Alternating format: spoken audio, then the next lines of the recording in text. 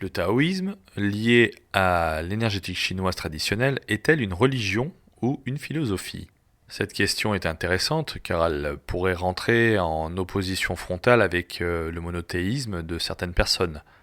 D'après moi, il n'y a pas d'opposition à faire entre l'énergétique chinoise et les religions des individus qui viennent en traitement ou qui pourraient vouloir apprendre cette technique de soin.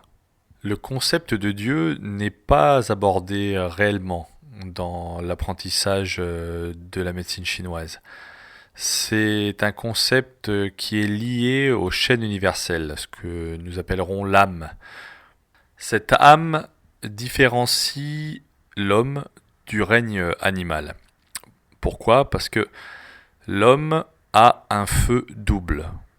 Le concept de feu double est intéressant et important pour la compréhension de ce qu'est la spiritualité taoïste. Le chêne universel prend la forme dans le corps d'un feu qu'on appellera le feu empereur. Alors, ce feu empereur, à l'image un petit peu de la société chinoise antique, est au centre de la société qui est composée des différents organes du corps, cette société qu'on va appeler le corps humain, le corps d'une personne. Et ce chêne universel, donc, qui est lié au chêne individuel, donc l'âme humaine, n'a pas d'interaction directe avec le reste du corps. Pour ce faire, il y a ce qu'on appelle le feu ministre. Ce feu ministre, c'est un feu qui est en charge de communiquer avec le reste du corps, de communiquer finalement les ordres du feu empereur au reste de la société qui fait donc corps. C'est une bonne image. Et ce feu ministre a toutes les apparences du feu empereur. Il a la même fonction ordonnatrice, mais il n'a pas de lien avec le chêne universel.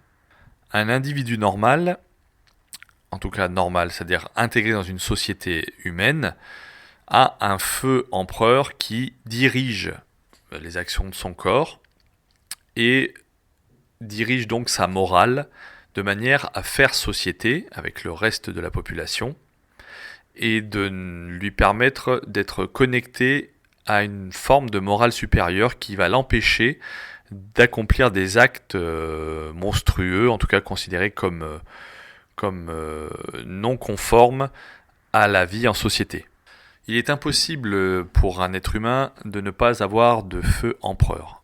Par contre, nous allons prendre un exemple extrême, l'exemple du psychopathe. Le psychopathe est un individu qui a un feu empereur, donc qui a une forme de morale, seulement dans son cas, le feu ministre a pris les rênes.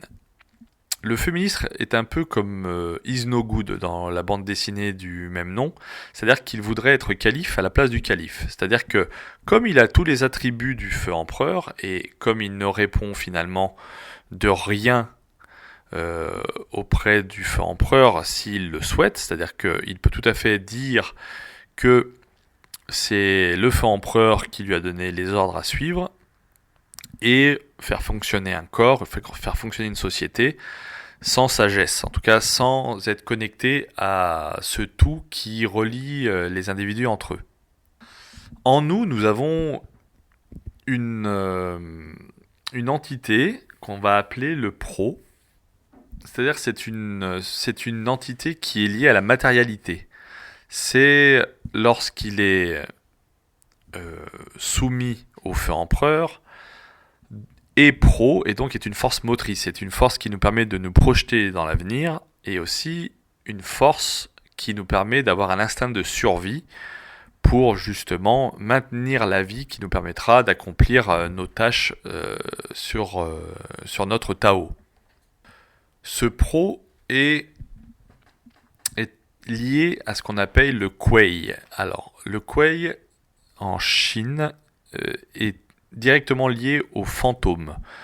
C'est-à-dire, c'est une espèce d'enzyme glouton, si vous voulez. C'est un principe matérialiste extrême qui a besoin de se nourrir constamment. Une image parfaite pourrait être celle du zombie, c'est-à-dire que c'est quelque chose qui va se nourrir de la vie parce qu'il a besoin d'être en vie, il veut être en vie. C'est une entité qui n'a pas de forme physique, qui n'a pas de conscience, donc il n'a pas conscience de faire le bien ou le mal, il a juste le besoin d'être lié à la vie. Et pour ce faire, il est prêt à tout dévorer sur son passage pour rester en vie. Le feu empereur est la seule force qui permet de soumettre ce Kuei, lui permettre de devenir le pro, et à ce moment-là, cette force en nous devient motrice, elle devient l'élan vers la vie, l'élan vers l'avenir, la préservation de la vie. Et c'est vraiment lié à la matérialité, c'est quelque chose de vraiment une connexion entre notre âme et notre corps. Par contre, dans le cas du psychopathe, le feu ministre a cloisonné le feu empereur, c'est-à-dire qu'il l'a mis de côté et il a pris les rênes du corps. Sauf que ce feu ministre n'a pas la puissance nécessaire de maintenir le Kuei pour qu'il reste pro. Donc on peut dire que le Kuei prend possession d'un corps physique. Et à ce moment-là, tout ce qui faisait un humain normal, c'est-à-dire dans son fonctionnement régulier, sa conscience, sa morale, son empathie, disparaissent au profit de ces pulsions purement physiques, purement animales.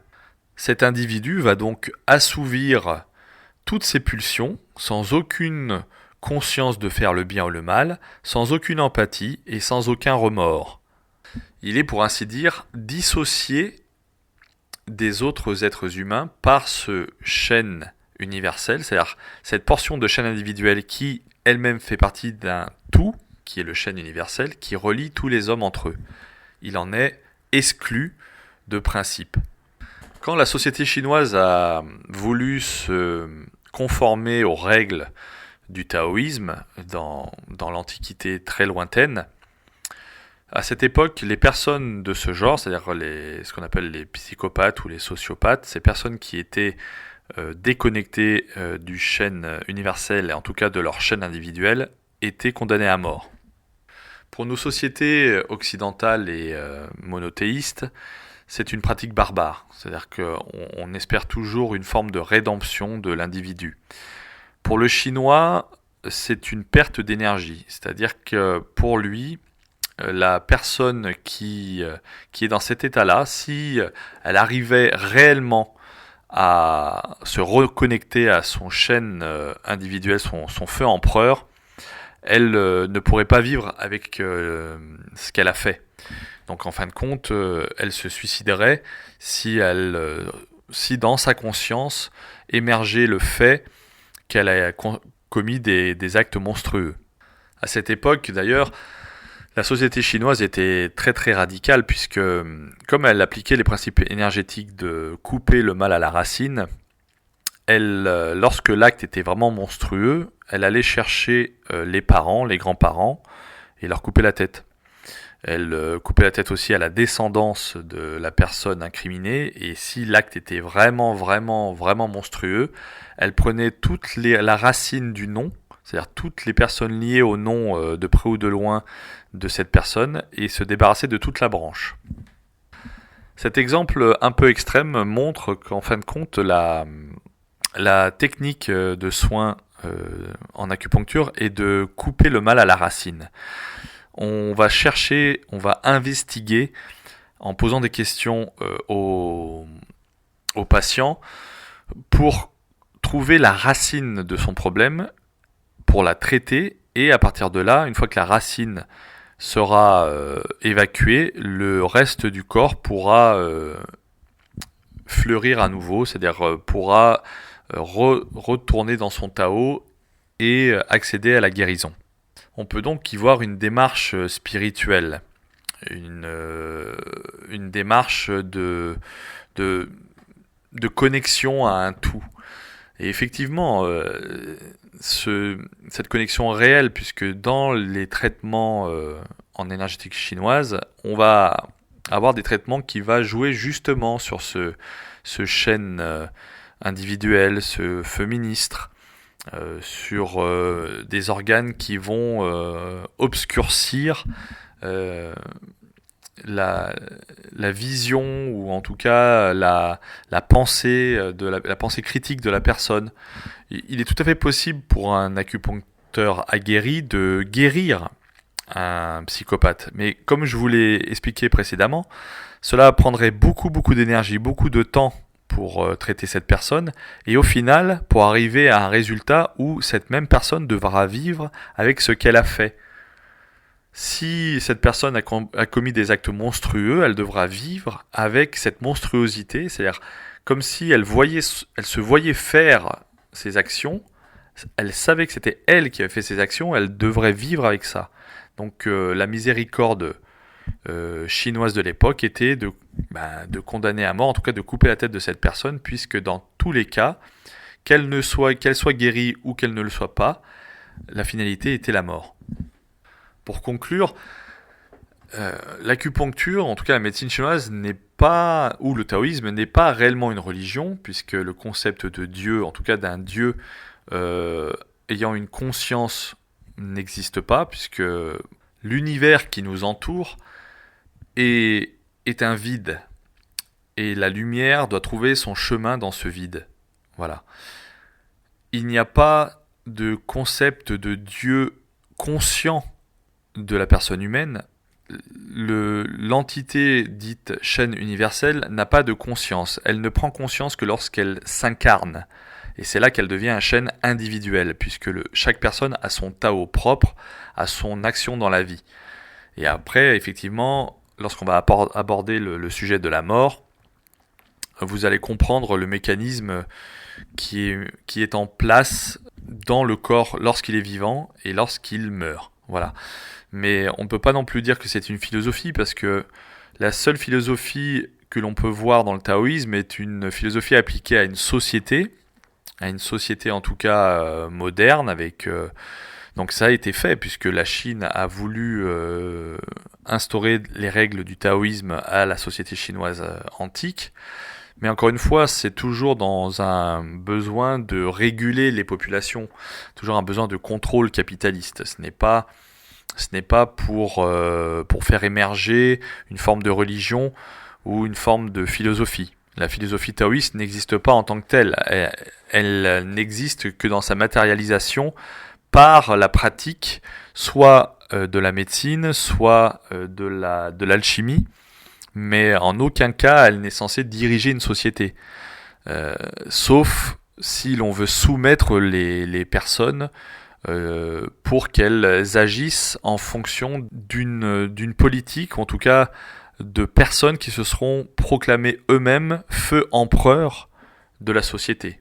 J'espère que ce podcast vous a intéressé, et je vous dis à bientôt pour continuer d'autres vidéos pour vous expliquer ce qu'est l'énergétique chinoise, et puis ensuite on abordera vraiment la pratique en elle-même, et peut-être que vous souhaiterez apprendre et devenir vous-même un praticien de cette médecine. À bientôt.